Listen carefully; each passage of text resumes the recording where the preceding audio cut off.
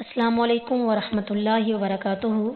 آج کے سبق کا آغاز ہم سورہ آل عمران کی آیت نمبر 18 سے کرتے ہیں۔ اعوذ باللہ من الشیطان الرجیم، بسم اللہ الرحمن الرحیم۔ شاہد اللہ، گواہی دی اللہ تعالیٰ نے، انہ کہ وہ، لا الہ نہیں معبود، الا ہوا سوائے اس کے، والملائکۃ اور فرشتے، وَأُولُو الْعِلْمِ اور علم والے، قائماً قائم یعنی حاکم ہے، بالقسط انصاف کے ساتھ، لا الہ نہیں ہے معبود، الا هو سوائے اس کے،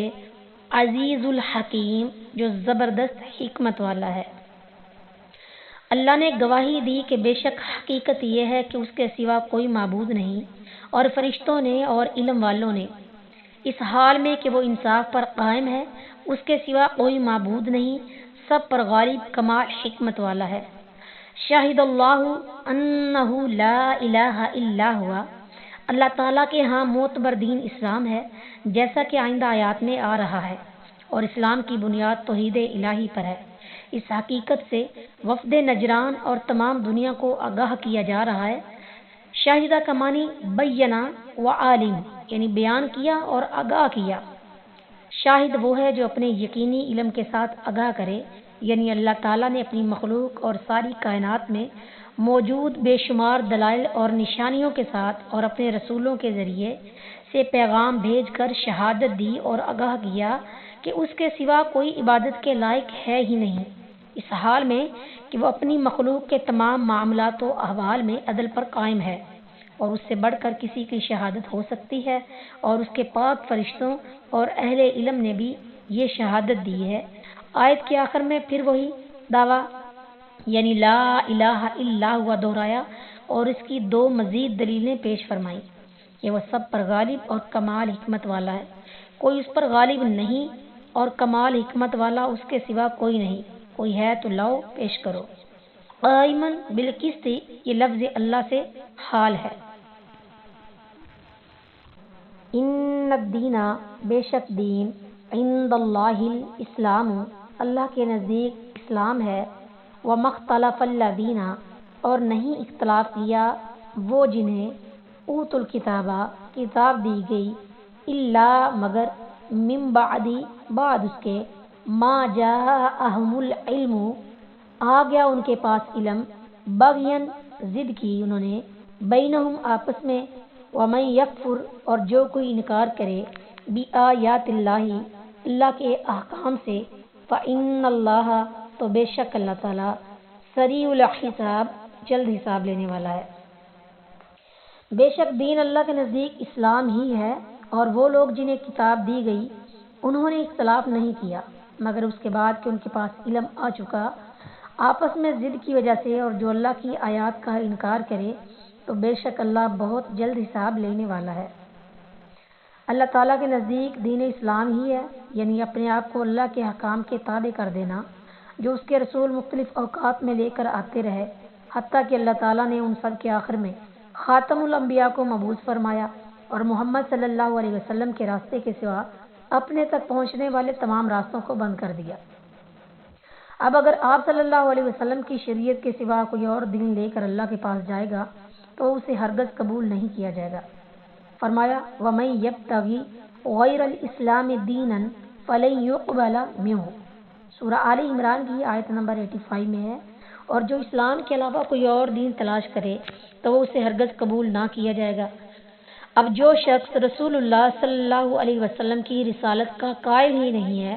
اور نہ ہی وہ آپ کے بتائے ہوئے طریقے کے مطابق اپنا عمل اور عقیدہ ہی درست کرتا ہے، تو اس کا دین اللہ کے ہاں معتبر نہیں، خواہ وہ توحید کا قائل اور دوسرے ایمانیات کا اقرار کرتا ہو۔ وَمَا اخْتَلَفَ الَّذِينَ أُوتُوا الْكِتَابَ یعنی اللہ تعالیٰ نے جتنے انبیاء بھیجے ان سب کا دین یہی اسلام تھا۔ اہل کتاب نے یہ حقیقت جان لینے کے بعد کہ دین حق اسلام ہی ہے، اور محمد صلی اللہ علیہ وسلم اللہ کے سچے رسول اور آخری نبی ہیں، محض باہمی بغض و عناد کی بنا پر اسلام سے انحراف کیا۔ آج بھی ان کے لیے یہی روش صحیح ہے کہ وہ آپ صلی اللہ علیہ وسلم پر ایمان لائیں، اور دین اسلام کو اختیار کرے۔ سریع الحساب یعنی اللہ تعالیٰ کی طرف سے جلد محاسبہ ہونے والا ہے اور آیات الہی سے کفر کی سزا مل کر رہے گی۔ فائن پھر اگر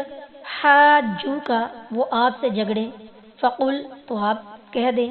اسلمت میں نے جھکا دیا، وجہیہ اپنا چہرہ، للہ اللہ کے لیے، ومن اتبعنی اور جس نے پیروی کی میری،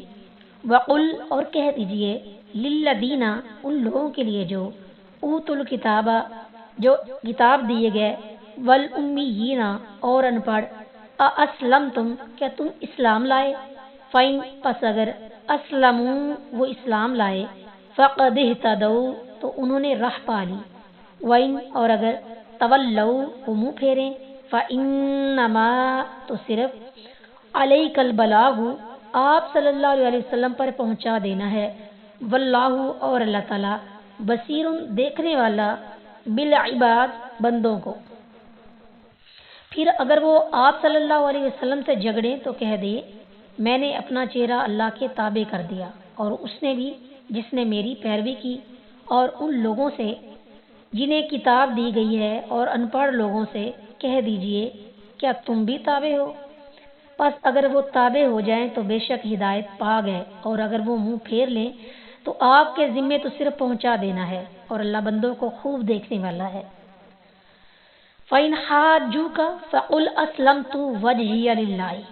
اسلام کی حقانیت اور رسول اللہ صلی اللہ علیہ وسلم کا صدق ثابت ہو جانے کے باوجود بھی اگر اہل کتاب کفر و عناد کی راہ اختیار کرتے ہیں تو آپ کہہ دیجئے کہ میں نے تو اپنا ظاہر و باطن اللہ کے سامنے جھکا دیا ہے، اور یہی حال میرا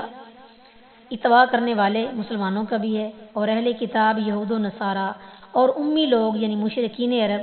سب سے کہہ دیجئے کہ اگر تم اسلام لے آؤ گے تو صراط مستقیم پر گامزن ہو جاؤ گے، اور اگر روگردانی کرو گے تو میرا کام صرف پیغام پہنچا دینا ہے،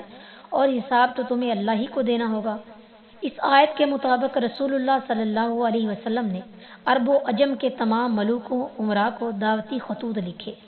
اور اپنی عمومی رسالت کا اعلان کیا۔ ابو ہریرہ رضی اللہ تعالیٰ عنہ بیان کرتے ہیں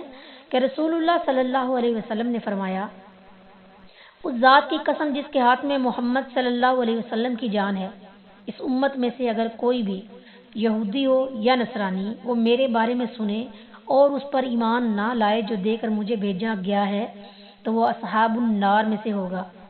مسلم الایمان باب وجوب الایمان برسالہ حدیث نمبر 153۔ اور آپ صلی اللہ علیہ وسلم نے فرمایا، مجھے سرخ و سیاہ یعنی عرب و عجم کی طرف بھیجا گیا ہے۔ مسند احمد حدیث نمبر 1455